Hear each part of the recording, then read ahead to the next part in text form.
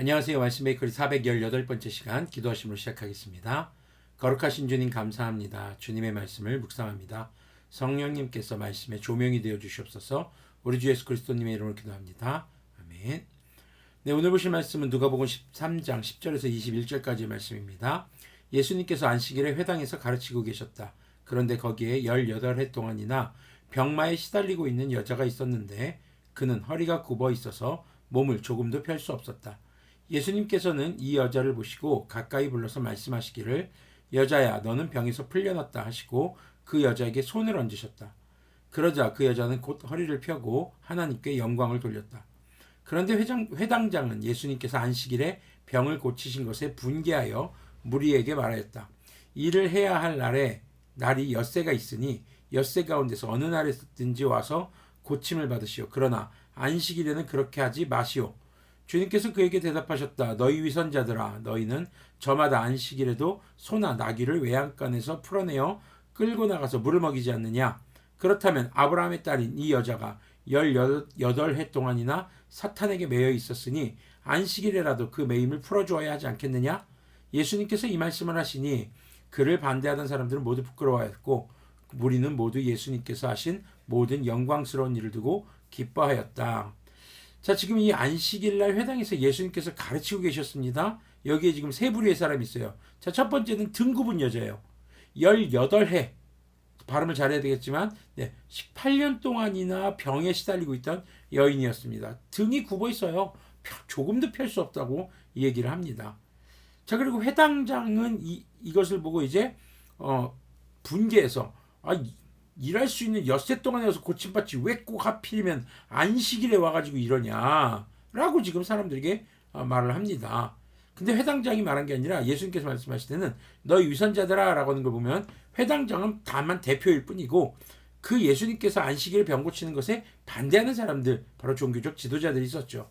그리고 세 번째는 예수님께서 하신 이 일을 영광스러운 일이라고 기뻐하는 사람들이었습니다. 자, 지금 안식일에 대한 논쟁이 계속되고 있는데요. 예수님은 안식일에 병 고치는 것을 통해서 지속적으로 진정한 안식일의 의미가 무엇인지를 밝히고 계신 것이죠. 주님께서 안식일의 창조자이며 주인이시기 때문에 가능한 것입니다.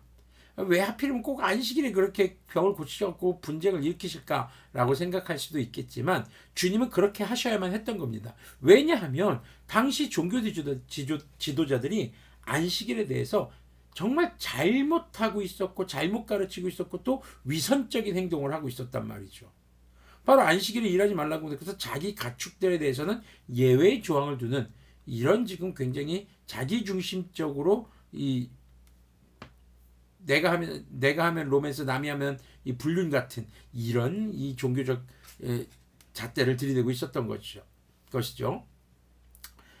자, 우리의 신앙생활 역시 한번 돌아보아야겠습니다. 정해진 예배 시간에 참여한 것만으로 신앙생활의 전부를 다 했다고 우리가 속단해서는 안 되는 것이죠. 주일날 드리는 예배는 우리의 신앙생활의 시작점입니다. 생명의 복음을 가지고 죄에 매여 있는 사람들을 풀어줘서 정말 복음으로 자유하게 하는 그렇게 사람들이 바로 진정한 예배하는 풀어주는 역할을 해야 되는 것이죠. 그것이 바로 진정으로 예배하는 선교자로서의 그리스도인들의 삶이 되는 것입니다. 자, 예수님은요 말씀으로 병에 매여 있는 여인을 고치셨죠. 우리도 역시 주님의 말씀으로 죄에 매여 있는 자들에게 자유의 복음을 전해야 합니다. 하지만 예수님의 그런 말씀을 따라하고 음성 언어나 문자 언어로 이렇게 우리가 카피한다고 해서 그런 생명의 기적이 일어나는 것은 아닙니다. 오늘날의 그리스도인들은 하나님의 말씀을 따라 살아가는 삶으로 생명의 복음을 전해야 하는 것이죠. 그렇기에 우리의 모든 신앙의 시작점인 주일 예배는 하나님을 사랑하고 이웃을 자신의 몸과 같이 사랑하는 그런 균형이 있어야 하는 겁니다. 그리고 한 주간의 삶이 그 예배의 균형을 이어가고 유지하는 삶이어야 하는 것을 기억해야 하겠습니다.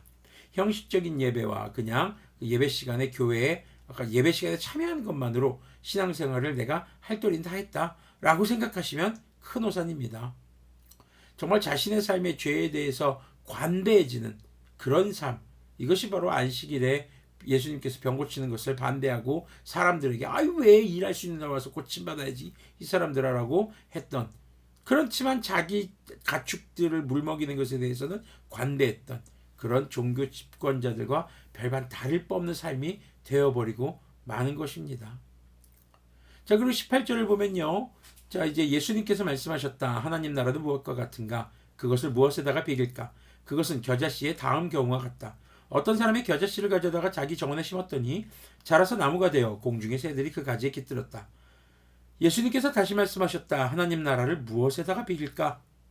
그것은 누룩의 다음 경우와 같다. 어떤 여자가 누룩을 가져다가 가루 서말 속에 섞어 넣었더니 마침내 온통 부풀어 올랐다. 자, 하나님 나라에 대해서 우리 주 예수님은 겨자씨와 누룩의 비유를 통해서 지금 말씀하십니다.